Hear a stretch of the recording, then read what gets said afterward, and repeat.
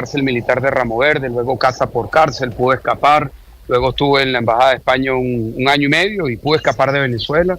Mi familia estaba en España, yo vivo en España con mi familia y en estos momentos estoy en los Estados Unidos para estar en el mismo uso horario de las elecciones. Estoy en la ciudad de Washington y aquí estamos varios de quienes estamos en el exilio haciendo seguimiento y apoyando a este proceso de cambio que es inevitable en Venezuela, un cambio que es inevitable y ya lo estamos viendo con la elección, que fue contundente, 70% a favor de Edmundo González, 30% a favor de Maduro, lo estamos viendo con las protestas de calle y también se está viendo con la simbología que usualmente acompaña la caída de las dictaduras. Cuando están cayendo las estatuas de Chávez como moscas por toda Venezuela, es una expresión de un profundo desarraigo de lo que fue el chavismo, de lo que es el madurismo y una profunda voluntad de cambio hacia la democracia y la libertad. Sí.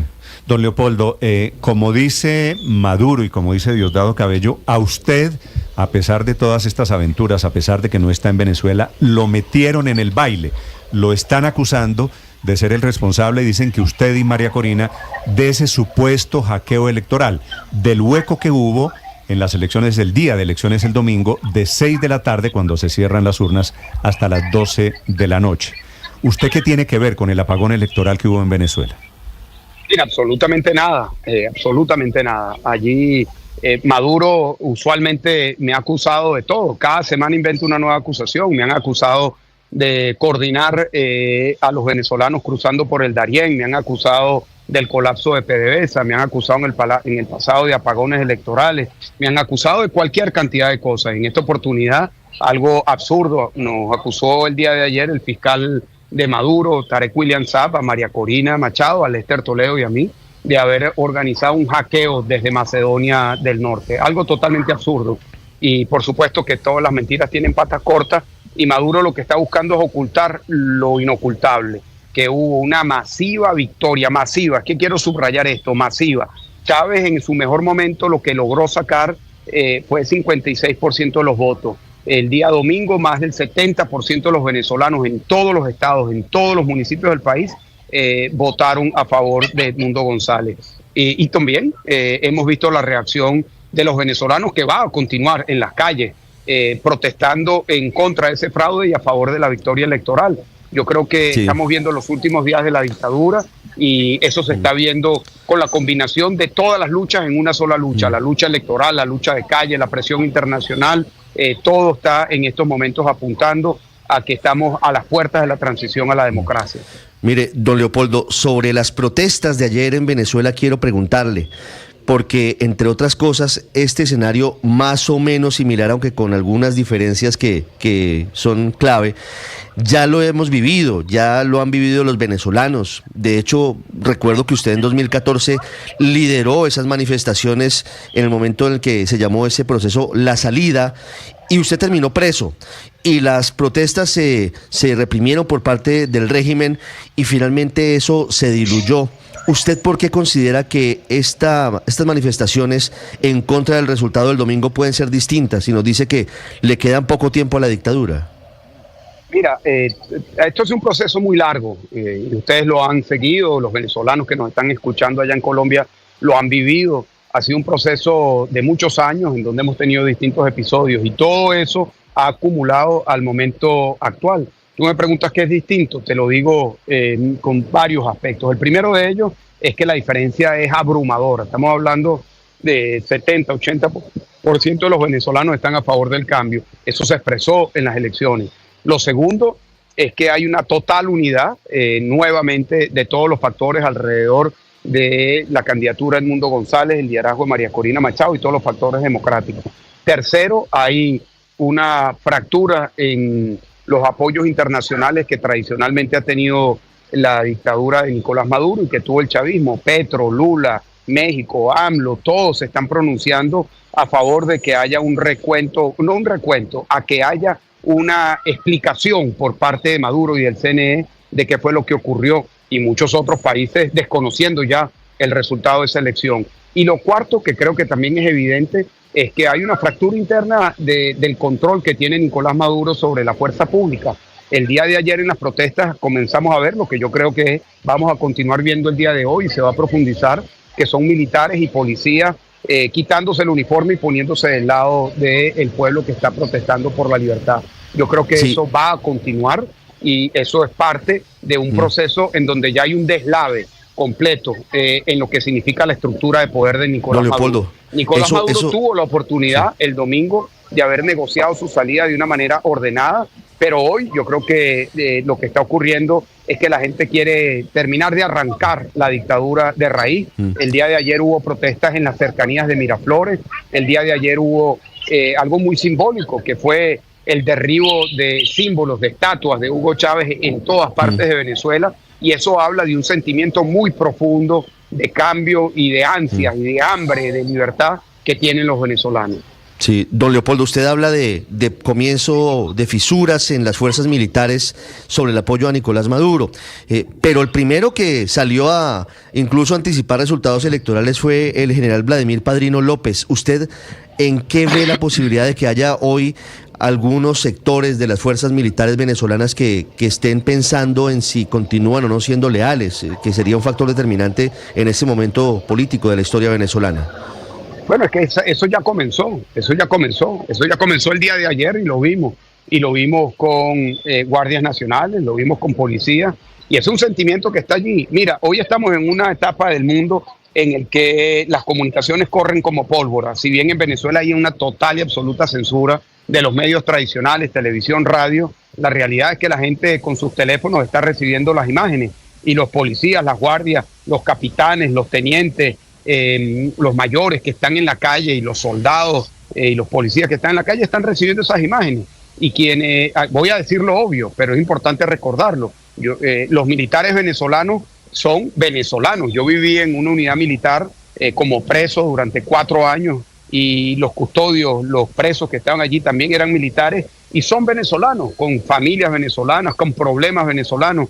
Y yo creo que ese sentimiento de resquebrajamiento de la lealtad a la dictadura, una lealtad, por cierto, que está construida en función del miedo. Recordemos que en Venezuela la mayor cantidad de presos políticos que hay son militares, los que son torturados, incluso han sido asesinados, entre ellos el general Baduel y otros que han sido asesinados en las cárceles de Venezuela son militares, con la intención de infundir el miedo. Y yo creo que lo que estamos viendo en términos generales en toda Venezuela es que el país perdió el miedo. El país perdió el miedo de votar masivamente en contra de la dictadura, y el país el día de ayer mostró que perdió el miedo de salir a protestar, incluso en las cercanías de Miraflores, en las cercanías de las instalaciones militares, en los pueblos, en los sectores populares, que es donde se está dando esta protesta con mucho arraigo. Yo estoy seguro que ese sentimiento de lealtad al pueblo, de lealtad a los resultados y de lealtad a lo que fue la victoria de Edmundo González es lo que vamos a empezar a ver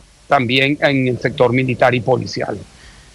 Sí, señor Leopoldo, serán horas claves a nivel de frente diplomático, y lo que define a la comunidad internacional será fundamental también para el futuro. Usted, que se encuentra aquí en Washington, sabe, mañana hay una reunión del Consejo Permanente de la OEA, que de hecho hoy está publicando un reporte que nada más viéndolo por encima uno encuentra que tienen 4 fuentes que arroja que la diferencia entre Edmundo González y Maduro fue cercana por encima del 30%, en algunos casos Edmundo tiene cerca del 70% de intención de voto. Y también Joe Biden va a hablar esta tarde con el presidente Lula. ¿Qué sigue a nivel de la comunidad internacional o qué están esperando ustedes? ¿Que eventualmente haya un pronunciamiento en bloque desconociendo los resultados presentados por el CNE y pidiendo algún tipo de arbitraje internacional, o cuál es su aspiración?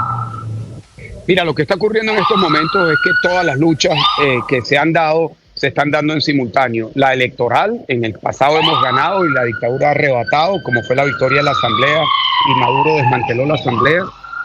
La lucha de la calle, en donde ustedes saben que hemos estado no una, sino miles de veces en la calle. La lucha en el terreno diplomático internacional que se ha dado en el pasado y que en este momento se está dando. Todo eso se está dando en simultáneo en estos momentos. ¿Qué esperamos de los países? Lo que esperamos es reconocimiento a los resultados que se expresaron el domingo con el voto popular. Lo que esperamos es que haya una contundencia en el desconocimiento al fraude que pretende de imponer Maduro y a la victoria de Edmundo González. Lo que esperamos es que haya una posición muy firme, muy clara por parte de todos, de que se tiene que respetar los resultados de Nicolás Maduro los resultados de la victoria de Edmundo González en estos momentos. Son todas las luchas, son todos los terrenos, son todos los escenarios en simultáneo. Eso es lo que estamos viendo en estos momentos. Y sí, es muy importante lo que está ocurriendo a nivel de los países, particularmente lo que estamos viendo con respecto a la posición de Brasil. Espero que la posición de Colombia sea igualmente contundente, de ponerse del lado a los resultados. Don Leopoldo, de momento la Cancillería colombiana ha emitido un par de comunicados muy cortos, uno ayer en la madrugada, otro ayer en la tarde. El de ayer en la tarde, pues hablando más que todo sobre la violencia, el de ayer en la madrugada, haciendo una invitación a unas elecciones transparentes, hablando del tema de las actas.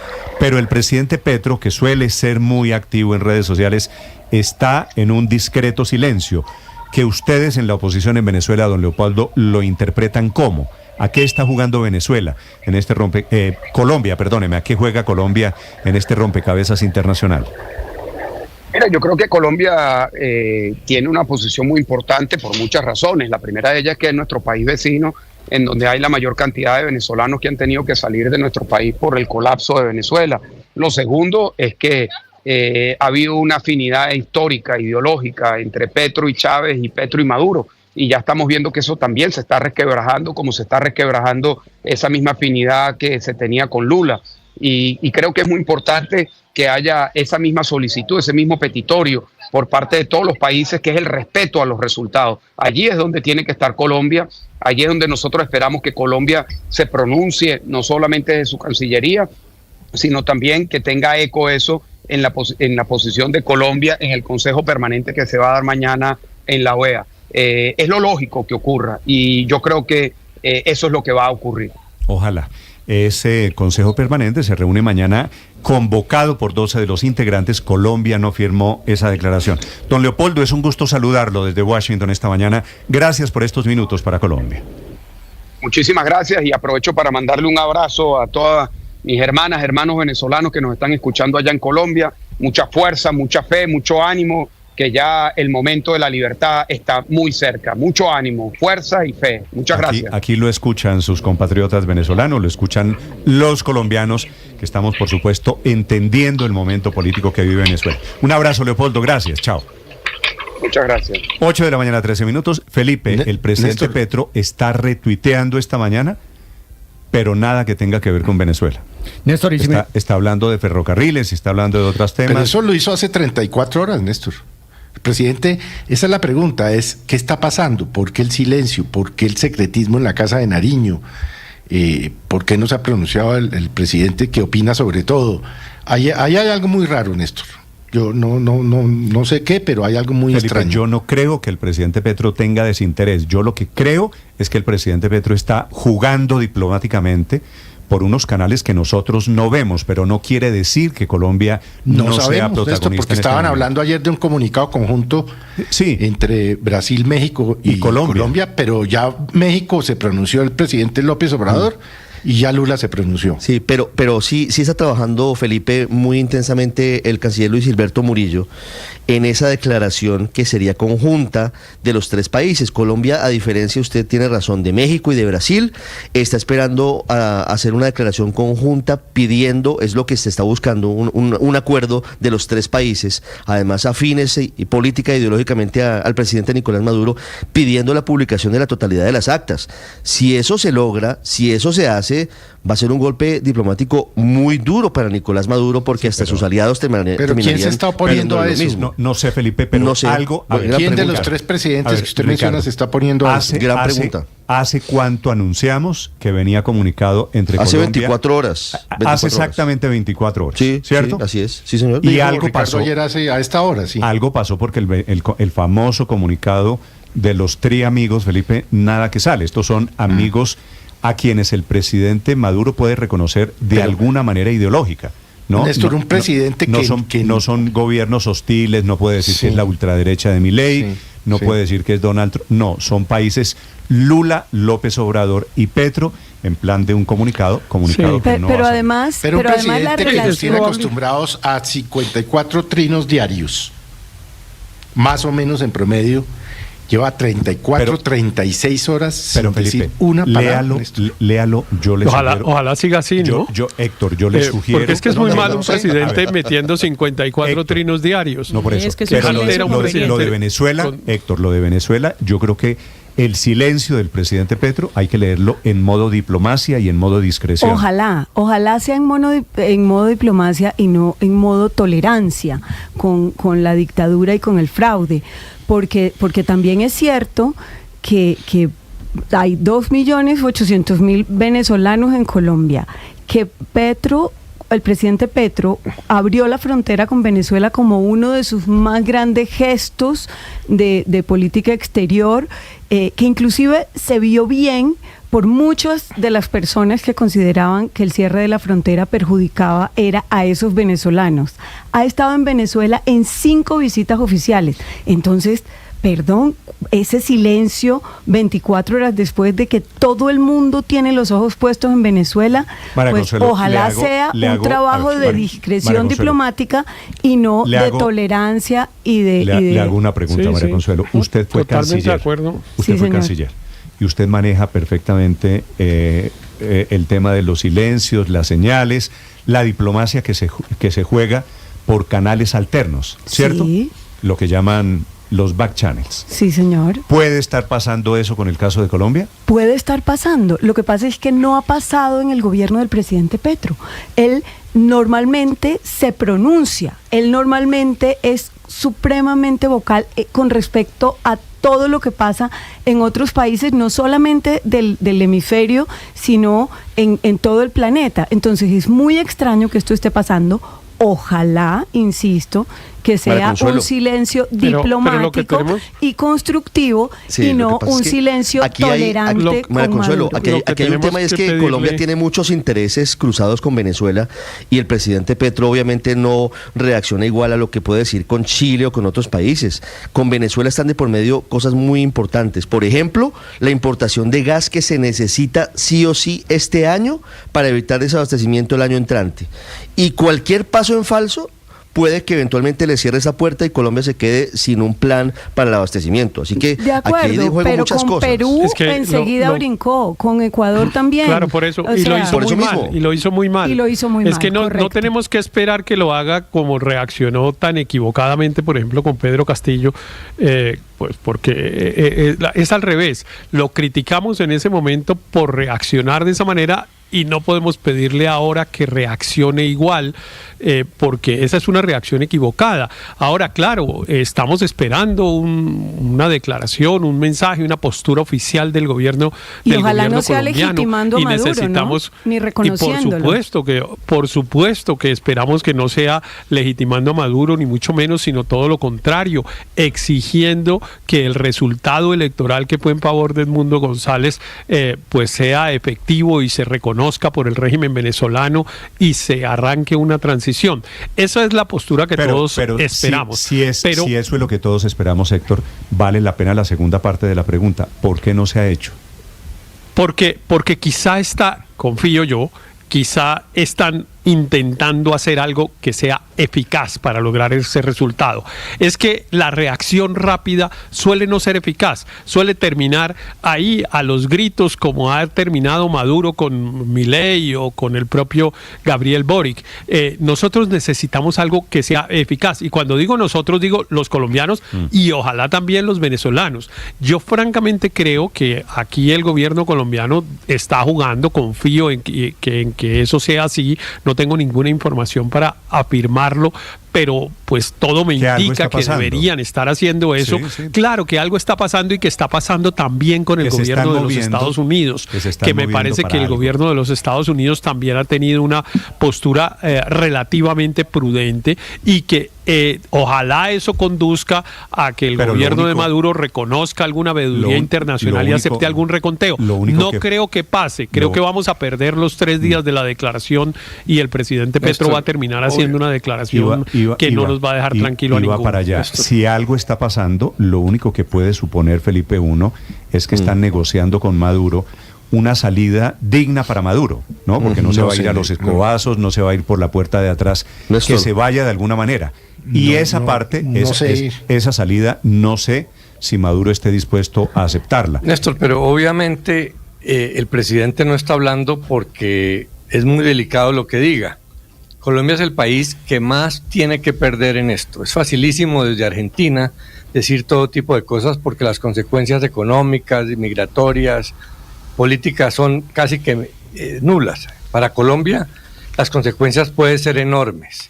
Una condena tajante a Maduro implica un rompimiento de relaciones y volver al pasado, de cierres de fronteras. Sabemos que eso no funciona. Hay una cantidad de cosas en juego. Primero, Colombia está tratando inteligentemente de tener una posición conjunta con México y Brasil para no quedar pues al despoblado.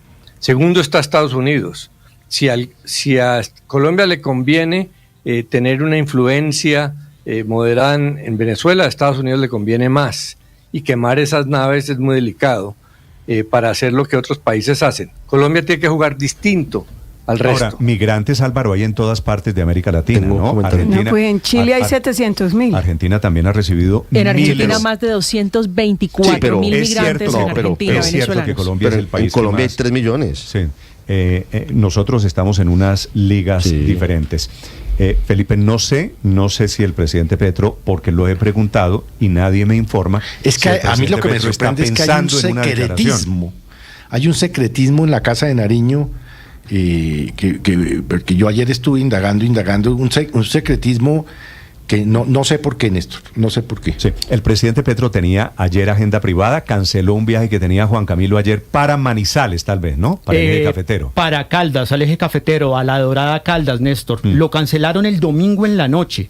Estaba prevista una convocatoria a las 9 de la mañana en la Dorada Caldas para el tema que le interesa al presidente, que es sacar adelante las licitaciones públicas para el desarrollo de ferrocarriles en el país, y lo cancelaron el domingo en la noche. Hoy también tiene es el tema del privada. que está trinando el presidente Petro esta mañana.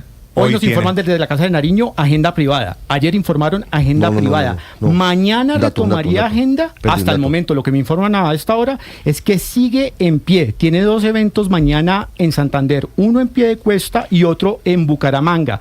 Es el lanzamiento del Instituto Colombiano de Petróleo y Energías. Juan Camilo, solo un dato. Hoy en la agenda del presidente está un Consejo de Ministros que cambia un poquito lo de ayer, porque ayer sí fue plena agenda privada. Hoy tiene un Consejo de Ministros, así que veremos seguramente fotos de la reunión del presidente con su gabinete y su equipo más cercano. Sí. Néstor, yo quiero retomar. Me dicen algunos oyentes, hablando de las redes sociales, Aurelio, yo no sé qué significa, Felipe, padre, usted que es tuitero. Dígame. Le quitaron los chulitos azules a Maduro. Sí. ¿Eso quiere decir algo? Sí. La verificación quiere decir de que la ya cuenta. No está verificado. ¿Pero en X? En X. En X y en Facebook. Es decir, la pelea de Maduro con Elon Musk le empieza a pasar factura. Por lo menos en X. Ahora, en X. Que le quiten el chulito azul, la verdad, eso no. Néstor, yo quiero retomar. No creo que cambie mucho.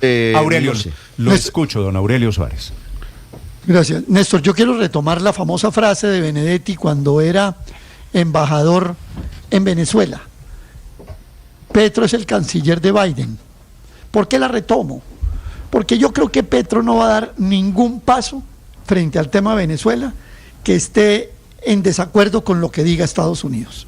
Yo creo que está acompasando su declaración y no descarto que la de Lula. Pero eso no es necesariamente malo, Aurelio. Si es así. Yo no estoy hablando de malo o de bueno. Yo estoy hablando de que ese pronunciamiento. Ahora, entonces, ¿cuál va a ser el pronunciamiento? Aventurémonos a decirlo. Y seguramente podrá ser de que requerirá legitimación de sus resultados, que arbitrajes internacionales para mirar las actas, porque de hecho los datos que se han venido conociendo pues sí tienen un desfase extraordinario frente a lo que dijo el Consejo Nacional Electoral.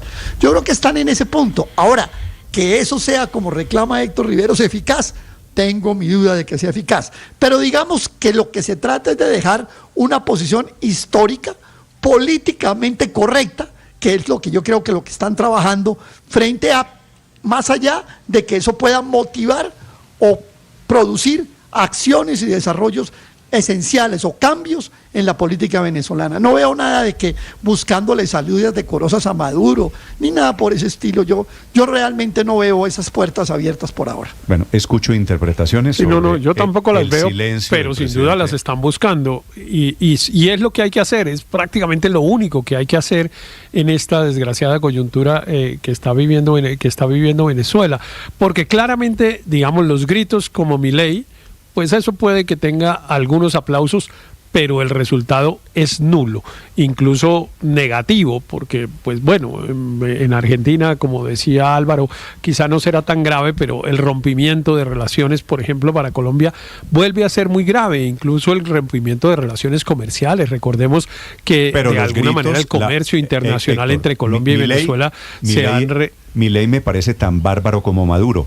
Pero es Maduro el que arranca y le dice bicho cobarde y no sé qué, y después lo invita a que se vayan a los golpes. Pues es que imagínese.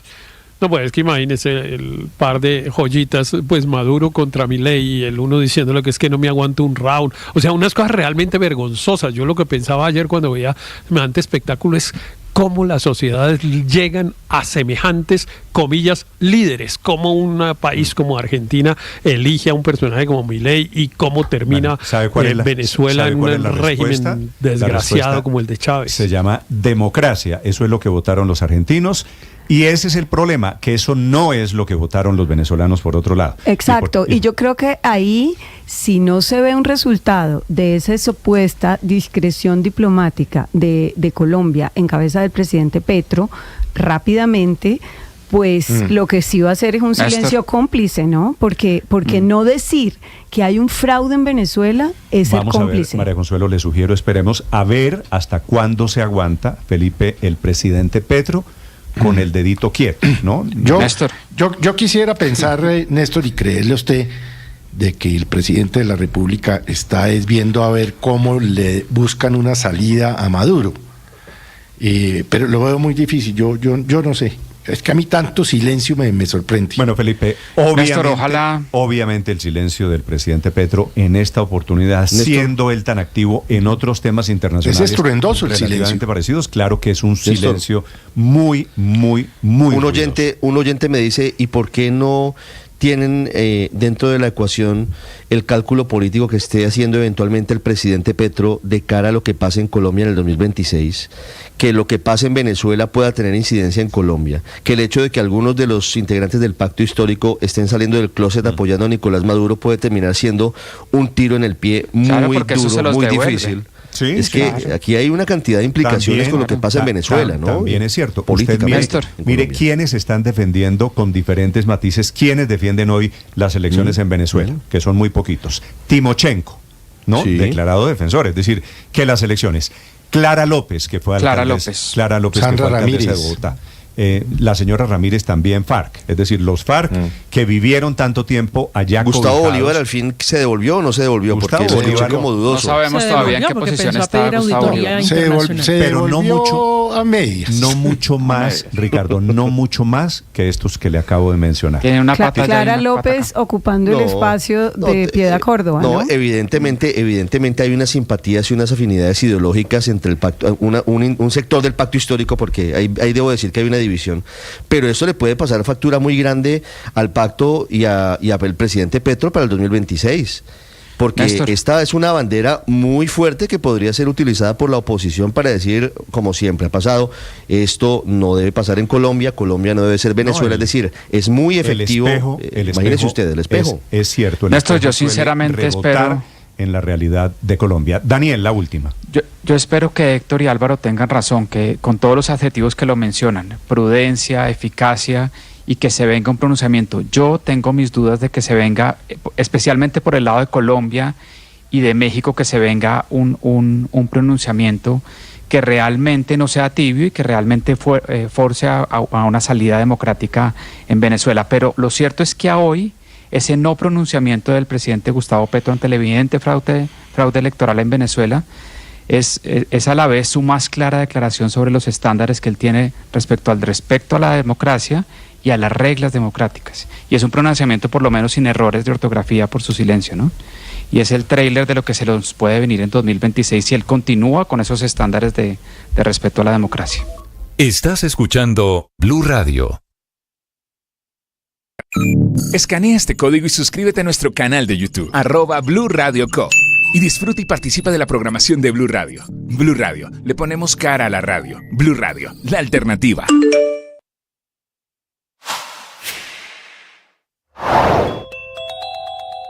Al menos 15 hombres encapuchados con armas largas que aseguraron ser del Tren del Llano advirtieron a las fuerzas chavistas que permanecieran atrincheradas para permitir que el pueblo se manifestara en libertad. Incluso invitaron a otras bandas criminales a respaldar al pueblo venezolano. Buenas noches, pueblo de Venezuela. Este video se lo hacemos para hacer un llamado a las Fuerzas Armadas y las Fuerzas Públicas del Estado. Nosotros no queremos generar más violencia. Mi consejo es que, escuchando al pueblo, se atrincheren en sus comandos y dejen que el pueblo decida y ponga y quita a quien tenga que poner y que tenga que quitar.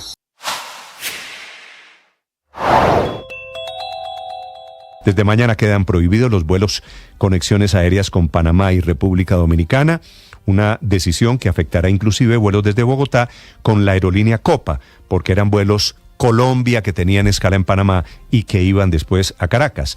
El problema será para miles de venezolanos que viajaron a votar el domingo y podrían quedarse allí varados sin vuelo de regreso.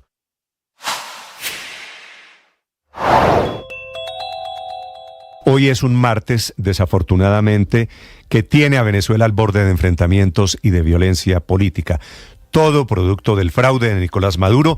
Aparecieron en las últimas horas grupos paramilitares encapuchados, como no, muy fuerte armados. Un tren del llano, muy parecido, dicen ellos, al tren de Aragua, que se ha hecho célebre a nivel internacional, que está armado con la teoría de defender a los venezolanos en las calles.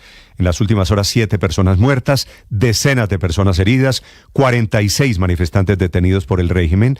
Hay 4 estatuas de Hugo Chávez que fueron derribadas, destruidas las cabezas de Hugo Chávez de las estatuas, arrastradas por calles de diferentes ciudades. Y en esta madrugada de martes fue incendiada la alcaldía de Carirubana, que es una ciudad en el estado de Falcón. Una situación de crisis, dice el presidente Maduro, con todo el cinismo del mundo, como todo lo que hace, que él está evitando un baño de sangre porque dio la instrucción a sus tropas de no enfrentar a los millones de venezolanos que salieron a las calles. Me gusta entender a los amigos como los hermanos que hemos elegido.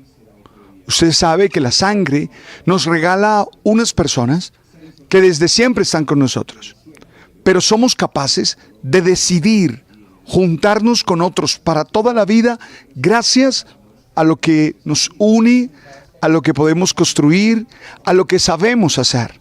Son los amigos. Hay que cuidar a los amigos. Yo creo, como dice la palabra, que quien encuentra un amigo ha encontrado un tesoro. Los amigos son esos que nos ayudan a multiplicar la alegría y son esos que con su presencia hacen que la tristeza mengüe. Por eso estamos atentos a su vida, compartimos tiempo y somos capaces de estar allí cuando todos los abandonan. Ojalá disfrutemos ser buenos amigos.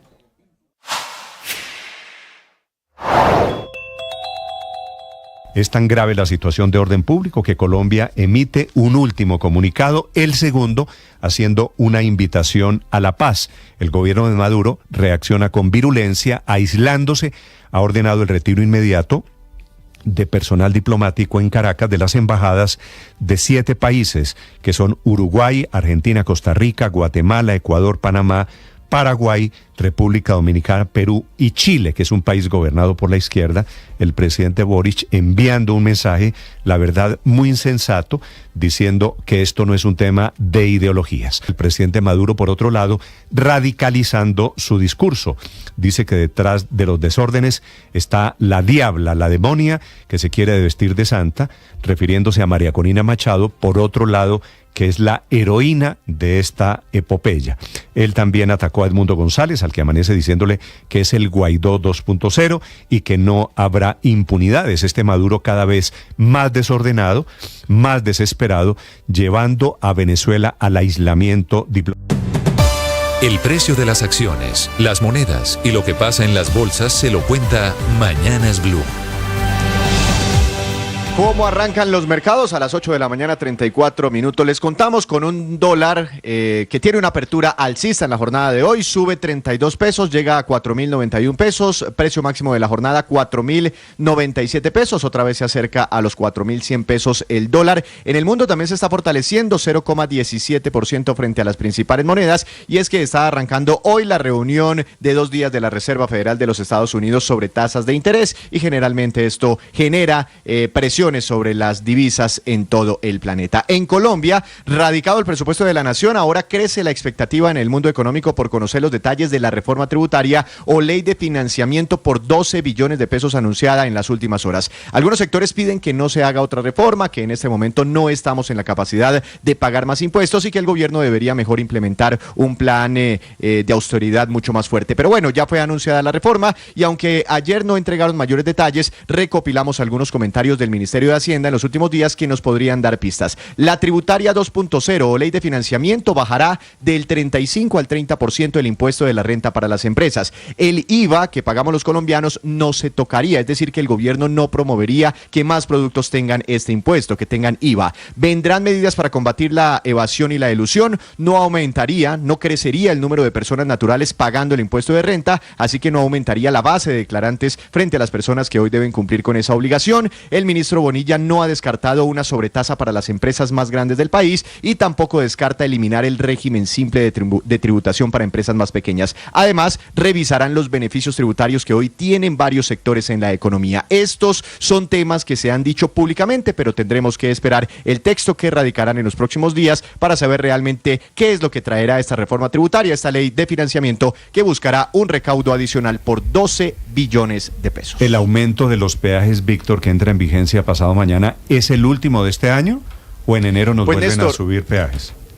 Cuando uno mira la resolución quedaría pendiente la otra mitad. Recuerde que queda pendiente hacer un ajuste completo por 9,28%, que fue la inflación, el IPC del año pasado.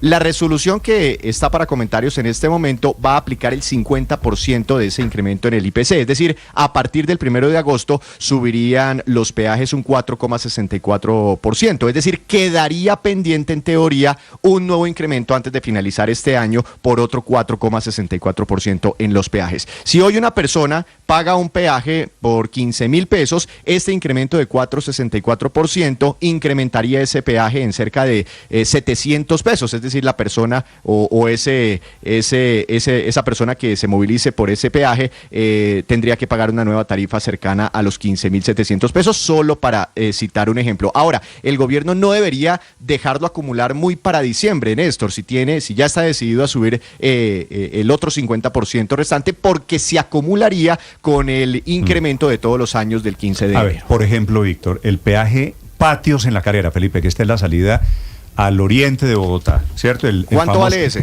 Vale 12,900 pesos.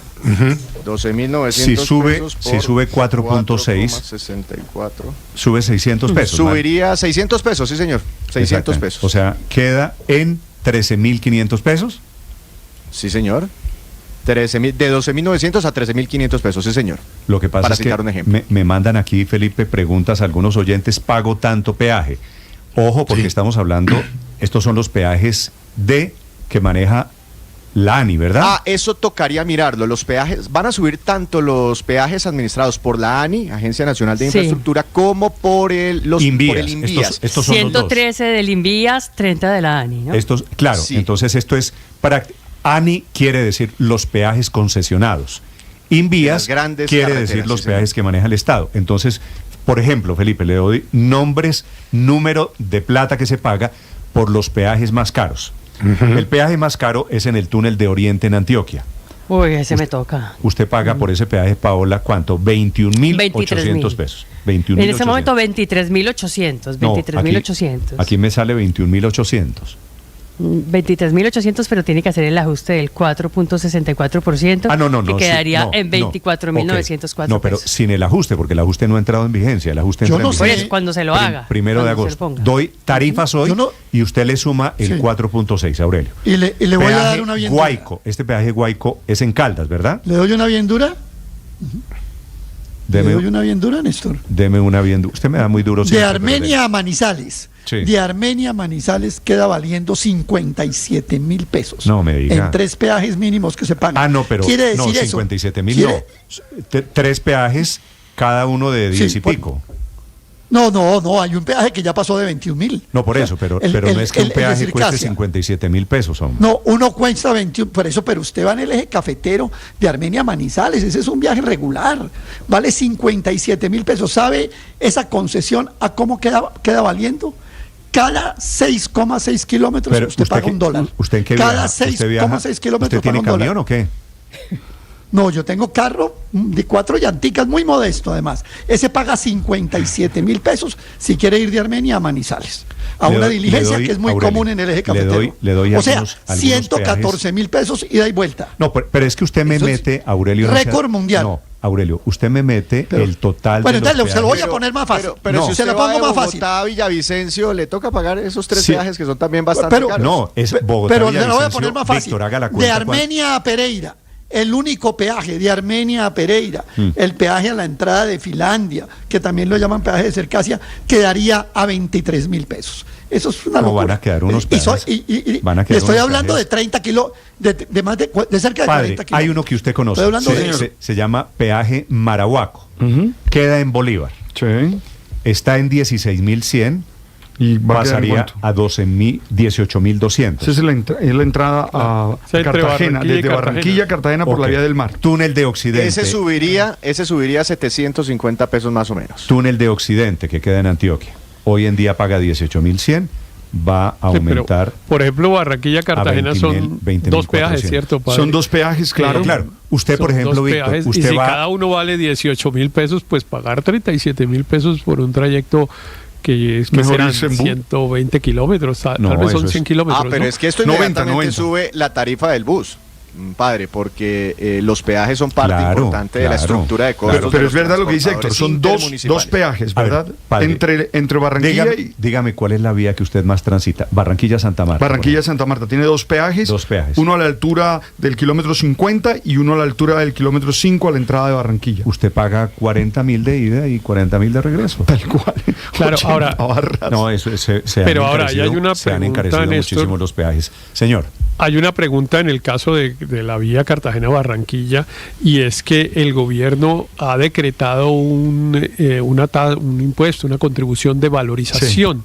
Sí. Entonces los predios de esa zona van a tener que pagar un valor muy alto. El gobierno aspira a recaudar casi 800.000 millones de pesos por esa vía, y entonces yo pregunto, y entonces los peajes, hay una pelea grande con eso, ¿no? Aquí hay que definir si la financiación de la construcción de la vía que no han terminado con peajes o con valorización, porque realmente entonces la gente está pagando doble. El señor que efectivamente su predio se mejora. No, pero es que es la primera vez que pasa, Néstor. No hay en ningún otro corredor vial un doble cobro de valorización. Peaje y valorización. Se lo vengo diciendo desde hace 2 años, Héctor, que este era el final inevitable. Lo había anunciado el presidente. Porque es que estaba recalcado. Están aumentando. Sí, pero eso es ilegal, eso es inconstitucional. Bueno, tú eres el abogado, ¿no? Eso es una... Sí, pero y por eso se lo estoy diciendo, porque, y entiendo que los gremios de Bolívar demandaron ante el Consejo de Estado ya el tema de la resolución de la valorización, pero es que a mí realmente me parece escandaloso que se acepte que una vía se paga por peaje, y de hecho la dieron en concesión, y el peaje es una forma de pagarle al concesionario, etcétera, etcétera, y después cobran valorización, pero a ver, o la vía se financia de una manera o de otra. Sí. Yo creo que uno no debería oponerse de entrada al aumento de los peajes, sino por tramos. Imagínese con qué cara el gobierno sube el peaje en la vía, por ejemplo, Bogotá-Girardot, que lleva años bloqueada completamente, llena de esos cojines naranja que desvían el tráfico, llena de trancones. Ahí no hay ningún argumento para subir los peajes. En otras vías del país seguramente sí hay argumentos, porque las vías están en buen estado, se les da mantenimiento, avanzan las obras. pero debería haber un aumento Daniel, diferenciado por avance de obras y por mantenimiento de las vías. Esta no es una tarifa que se aparece por ahí, ay, subámosle a los peajes. No, esto era una cosa que estaba congelada, que eso se empezó a represar desde la... pero no tienen cómo subirle a vías en donde están completamente bloqueadas. Pero quienes hacen esos mantenimientos, las empresas, los concesionarios, pues a ellos también se les suben los costos, mínimo la inflación, y eso ha generado huecos de financiamiento en obras públicas y gran incertidumbre en el sector. Nos estamos poniendo al día con ese congelamiento que hubo en los peajes. Pero está congelada por una cosa muy sencilla, Víctor, porque es que ese esquema de los peajes se está agotando. Es decir, esto ya no da más. Y Héctor introduce un elemento... Pero inventes en el mundo, ¿qué sistema hay mejor que los peajes, Aurelio? ¿Alguien en el mundo se ha inventado un sistema mejor que los peajes? Claro, vaya pregunta en Estados Unidos, ¿cuántos peajes hay en la US One? De Miami arriba. Ve a Ecuador, yo acabo de venir de Ecuador, Aurelio, y en Ecuador no hay tantos peajes, Néstor, y las carreteras están bastante bien. Aurelio, yo sé que nosotros Néstor, tenemos muchos peajes muy caros y por carreteras muy malas. Esa vía entre Barranquilla y Cartagena es una vía de una sola calzada, ni siquiera es doble calzada. Ni siquiera, llevan haciendo la doble calzada hace por lo menos... Por otro lado, esa plata de valorización no va para reparar esa vía, ni va para los municipios, eso va a una bolsa del gobierno nacional, del Estado, eso no va para esa vía. Entonces fíjese que le van a cobrar la valorización. Le van a cobrar la valorización. Sí, claro. A 240. Oiga el dato, a 240.000 predios. No me dejaron ni terminar y ya me estaban contestando. Le van a cobrar la valorización a 240.000 predios.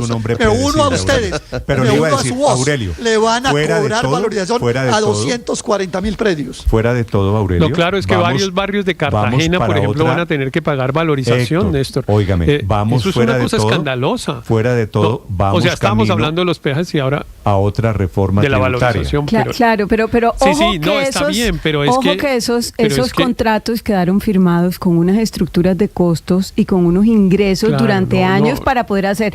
Pero ojo que actualizados con IPC. y Claro, esos hay que cumplirlos. Por eso mi reclamo no es el peaje, sino la valorización, que eso sí no está en ningún contrato. Pero lo que yo quiero decir es que lo que sí pasa es que hay una falta de gestión contractual que hace que muchas veces los concesionarios no cumplan con el mantenimiento de las vías que tienen que tener, y con las casetas del cobro de peaje, y con el número de personas que están ahí, y se hacen unas filas en los puentes inmensas porque hay poquitas personas recolectando el peaje. Entonces, y con la velocidad de la obra. Exacto, lo que tiene que pasar y las carreteras es son que malas. haya una gestión contractual y una supervisión por parte de la ANI un poco más exhaustiva. Aquí alguien mencionaba la vía a Girardot. El tema de los peajes ya está llegando al tope.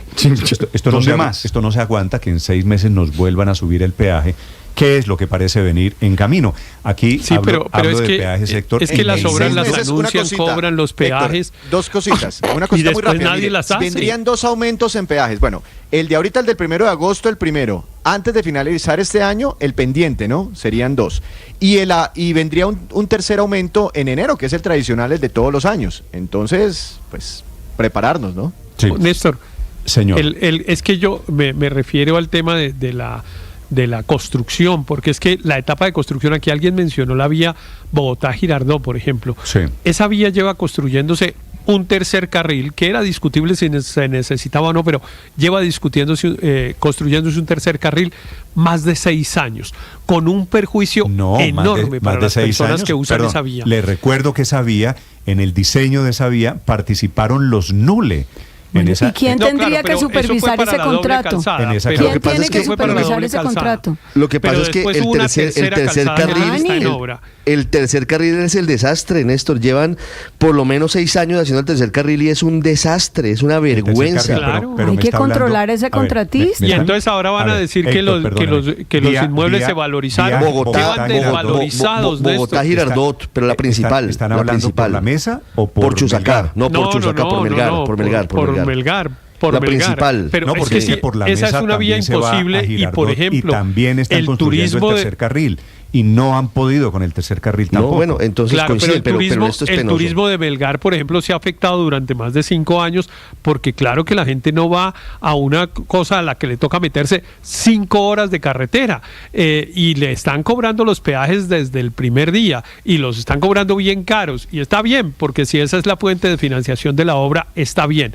Pero a mí lo que sí realmente me parece escandaloso es que alguien esté pensando ahora que además del peaje vayan a decir que los inmuebles se valorizaron cuando llevan 5 años en dificultades las personas que tienen actividades económicas por esa zona. Sí. Señor Medrano, buenos días. Buenos días, Néstor, y sus compañeros de mesa de trabajo. Don Alfonso Medrano es uno de los líderes de los transportadores de carga en Colombia. ¿Ya les notificaron a ustedes, ya leyeron la resolución aumentando precio de peajes desde pasado mañana, don Alfonso? No, Néstor, es una sorpresa que vimos anoche, que por varias redes llegó la resolución en la que nos anuncian que van a subir los peajes ahora ya pasado mañana, que es 1 de agosto. Suben peajes y, señor Medrano, ¿qué pasa? Pues miren, Néstor, la situación del transporte en Colombia para carga, pasajeros, volquetas, urbanos, se está tornando muy difícil. ¿Por qué? Porque ya el ministro de Hacienda también nos está anunciando 6.000 pesos en el alza de galón de diésel, más el alza de los peajes. Entonces, nuestro patrimonio, nuestro trabajo, nuestra cosa va a llegar a que no vamos a obtener ganancias. Porque, mire, en este momento, sin subir el diésel y sin subir los peajes está así, 45% nos vale de el diésel y 15% los peajes. Estamos en el 60%, 60-65%. Si va a subir el diésel, como dice el ministro, en 6.000 pesos el galón, y suben los peajes ahorita 4 puntos algo, que es lo que dividieron de la inflación del 2023, que eso fue un error del señor ministro Reyes, porque a él absolutamente ningún gremio del transporte le pidió que no nos cobrara el alza del peaje en el 2023. Él no lo hizo, lo hizo de mano propia, y ahora sí nos lo quieren revertir a todos los colombianos. Entonces, yo le dije al ministro, señor. Ya le voy a preguntar, señor Medrano, sobre el tema del diésel, pero ustedes ya tienen claridad, usted que tiene una mesa permanente de discusión con el gobierno, con el ministro de Hacienda, si a partir del 1 de agosto le suben 4,64% y el otro 4,64% que queda pendiente, ¿lo suben, lo incrementan en los próximos meses? No, la ministra Constanza, que tiene un mes de posesionada, no nos había mencionado absolutamente nada de que iban a subir el precio de los peajes con la inflación del 2023. Que eso fue un error del señor ministro Reyes, porque ninguno de nosotros de los gremios le pedimos eso. Y ahora sí nos quieren atribuir esa alza. Yo le dije al ministro de Hacienda en una reunión, le dije, ministro, esa alza sí toca que la suma el gobierno, porque aquí tiene que responder alguien. ¿Y quién es el gobierno que fue el que autónomamente tomó esa decisión de no subir los peajes? Nosotros nunca nos opusimos, nunca nos hemos opuesto a que en el primer mes, que es enero, los 15 primeros días, suban los peajes. Ya estamos acostumbrados a eso. El señor no los cobró, entonces le toca al Estado pagar esa parte. Eso sobre peajes, señor Medrano, y sobre el diésel, que es el otro golpe, el fuerte que se viene para el sector transporte y para todos los colombianos. El ministro públicamente ha dicho que son 6.000 pesos, subir el diésel de unos 9.000, 10.000 pesos a 15.000, 16.000 pesos. ¿A ustedes internamente les ha dicho que sería de un solo envión o de 3.000 en 3.000? No, él dice que para este año se suba a 3.000 y para el año entrante otros 3.000. ¿Y este año es a partir de cuándo? No, eso sí no nos ha dicho cuándo, porque no hemos concertado esa parte, porque, a ver, vamos a decirle la verdad a Colombia. Vamos a decirle la verdad, me voy a atrever a decirle la verdad a Colombia. Y la verdad, discúlpeme, es que con el señor ministro, las 13 mesas técnicas que se hicieron fue para construir una nueva fórmula del precio del diésel. Esa fue toda nuestra intervención lo hicimos de manera respetuosa, técnica. Le dijimos que la fórmula consistía, para que ustedes lo entiendan, quitarle el precio de paridad que nos tienen pero don Alfonso, déjeme decirle una cosa. Desde hace unos días ya no hay ministro, hay nueva ministra de Transporte. Se llama María Constanza García. Es decir, ya la pelea no es con el pasado, eso toca hablar con la de hoy. No, Néstor, es que la dirección de lo del precio del diésel es directamente con el ministro de Hacienda, Ricardo. Lo sé, pero ustedes tienen la interlocución es con la ministra de Transporte. La ministra hasta ahora se está empapando de lo que hemos hecho cuando estuvo nuestro ministro William. Hasta ahora ella está retomando qué fue lo que hicimos. Entonces ella, pues con todo el respeto de ella como dama y como ministra, ella no está empapada totalmente de qué fue lo que nosotros hicimos. Ella lleva una reunión con nosotros, una sola reunión con el ministro Bonilla, la ministra Constanza y nosotros. Señor Medrano, les deseo suerte manejando esta nueva situación generada desde anoche por cuenta del anuncio del crecimiento de los peajes a partir del jueves de esta semana. Gracias, señor Medrano, muy amable. Bueno, gracias, Néstor, y sus colaboradores. Un saludo para usted, para los transportadores de carga en Colombia, anunciando que habrá reacción de los transportadores ante el aumento de los peajes. 8:55. Estás escuchando Blue Radio. Escanea este código y suscríbete a nuestro canal de YouTube, @Blue Radio Co. Y disfruta y participa de la programación de Blue Radio. Blue Radio, le ponemos cara a la radio. Blue Radio, la alternativa.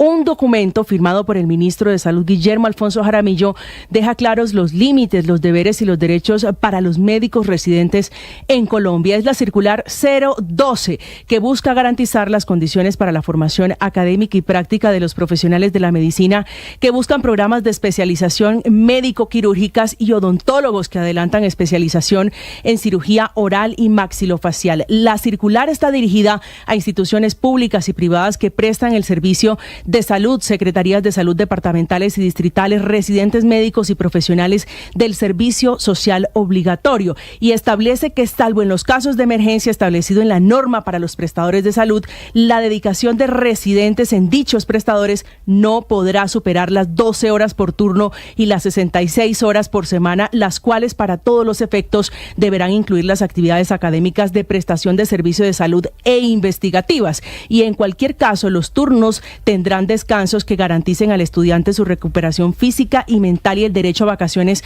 por el periodo de 15 días hábiles por el año académico con prestaciones económicas y asistenciales. Las administradoras de los sistemas generales de seguridad social en salud y el sistema general de riesgos.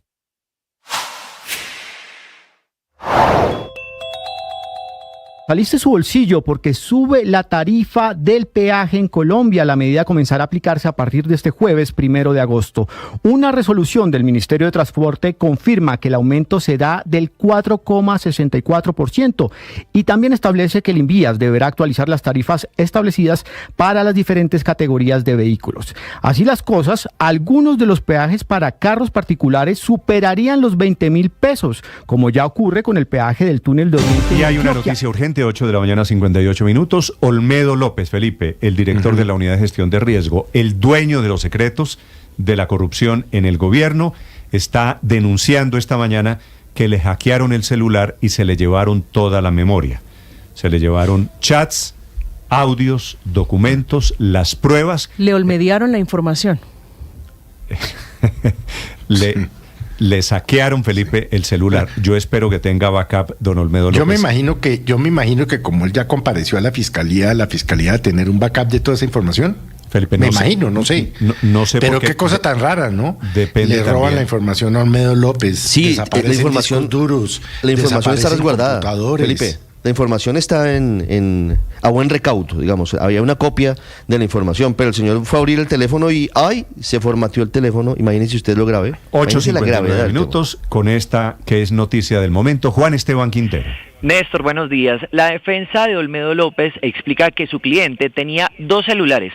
Uno de ellos, al parecer, era con el que se comunicaba con quienes hacían parte del llamado cónclave por medio de una aplicación especial en donde articulaban esos encuentros en Casa de Nariño. Lo más reciente que se conoce es que cuando Olmedo López fue a prender su celular, este empezó a tener una imagen inestable y de un momento a otro se apagó, y cuando se volvió a prender estaba sin aplicaciones descargadas y sin conversaciones, pues todo se había borrado. Pero frente a la pregunta que hace Felipe, pues la Fiscalía ya había hecho la extracción de información de los dispositivos que se encuentran en cadena de custodia desde que se realizaron los interrogatorios en el búnker, y que ha sido el material con el que han contado las 2 fiscales del caso, Andrea Muñoz y Cristina Patiño, para adelantar la investigación. El mismo material que permitió entrever lo que ha sido los nuevos nombres que se han conocido, en este caso el director del DNI, Carlos Ramón González, pero también el director de la Función Pública. Por último, dice la defensa de Olmedo López que este ataque es gravísimo y se suma a otros que ya habían sufrido, como el ingreso de personas inescrupulosas a la vivienda del abogado de Olmedo López y también otros ataques a sus viviendas. Por último, señalan que tienen conocimiento que existe una campaña de desprestigio que ha iniciado, la cual será denunciada ante las autoridades, esto haciendo referencia a los recientes tenidos del presidente Gustavo Petro durante la imputación, en donde cuestionaban las fechas de la entrega de dineros a Iván Name y Andrés Calle, Néstor. Sí, ¿de qué marca es el celular de Olmedo López el que le hackearon, Juan Esteban? No, Néstor, la verdad en ese momento no tenemos la información del celular, pero eso es lo que nos informan a esta hora los abogados, que de repente sintieron que fue un ataque cibernético lo que se presentó, pues no se lo robaron, simplemente dejó de aparecer la información que ya tenía. Le pregunto, Juan, si tiene teléfono de Apple,